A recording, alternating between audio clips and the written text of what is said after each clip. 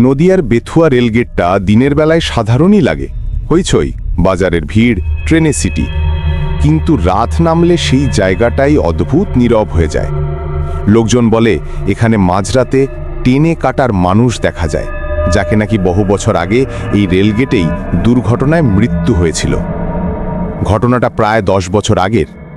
Gateman বহুবার সতর্ক করেছিল, কিন্তু গেটে অপেক্ষা না করে এক লোক রেললাইন পার হতে গিয়েছিল।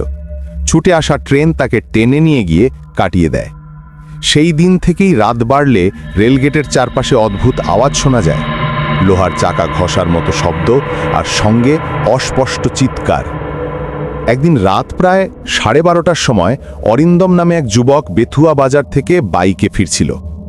রেলগেটের কাছে এসে সে দেখে গেটটা আধখোলা অবস্থায় দাঁড়িয়ে আছে, আর গেটম্যান কোথাও নেই। হেডলাইটের আলোয় হঠাৎ একটা লোককে দেখা গেল, ফাটার শার্ট, রক্তমাখা বুক আর শরীরের নিচের অংশটা যেন নেই। লোকটা 2 হাত বাড়িয়ে যেন টেনে নিয়ে যেতে চাইছে। অরিন্দমের বুক কেঁপে ওঠে। সে দ্রুত ব্রেক চাপতেই দেখে লোকটার মুখটা সম্পূর্ণ কালো, কেবল 2 চোখ জ্বলছে লাল আগুনের মতো।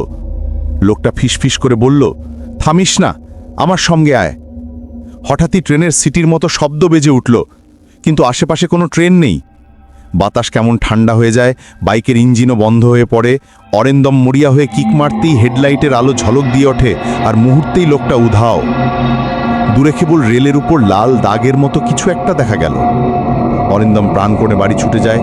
পরদিন গেটম্যানকে জিজ্ঞেস করলে সে বলে, তুই ভাগ্যবান রে, ওকে যে দেখে বেশিরভাগই ট্রেনের মতো কোনো শক্তির টানে লাইনের দিকে পা বাড়িয়ে দেয়।